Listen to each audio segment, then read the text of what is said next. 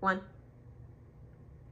Hi, my name is Dr.Banton, and we're going to be going over Chapter 8 in our textbook. So Chapter 8 is about pricing your services. So when we talk about pricing services, we always want to talk about fees and commissions. So commission is a percentage that you receive as a real estate agent on the selling price. So it can range anywhere from 1% up to 6 or 7%. Just depends upon the market and where you work and the agency, the type of agent you are.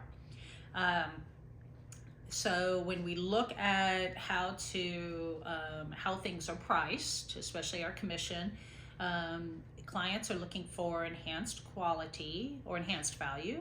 They're looking for quality, expertise, profit, performance, and what the market will bear, because sometimes the market won't allow for you to have a higher rate of commission because it's just not the market you're in.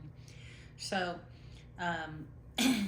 when we also look at pricing for property, we need to know what we're worth. So the number one thing is that when someone's selling a property, they want a profit. They want a return on their the amount remaining after all expenses have been paid. But when we are looking at what we're worth, we have to be careful about compromising that. So and to make sure that we're giving clients what they need. So some of the things that clients are looking for is expertise in the market, updates, reliability of the agent, commitment, and especially empathy. So the last thing I want to go over is the investment buyer and how the investment buyer is different from a normal buyer.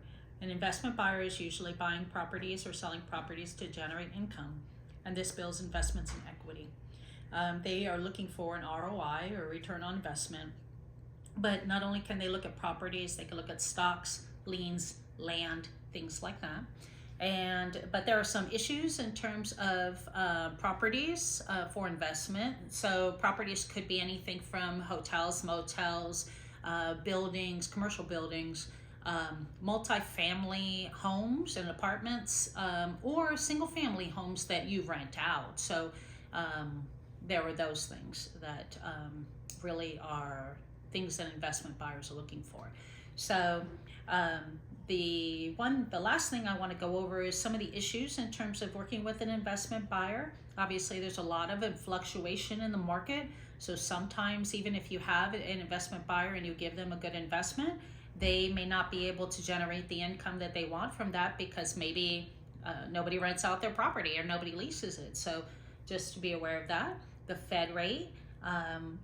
When the Fed rate is higher, people are usually not purchasing property. So which means is that we want to be aware of the fact that we may not be able to sell, and or we may not be able to, leasing and renting goes up because people are more likely to rent than they are to buy. And then rental fees, such as rental management and eviction fees, which sometimes you have to deal with when you are an investment buyer. So with that, we will go ahead and that is Chapter 8. Thank you so much.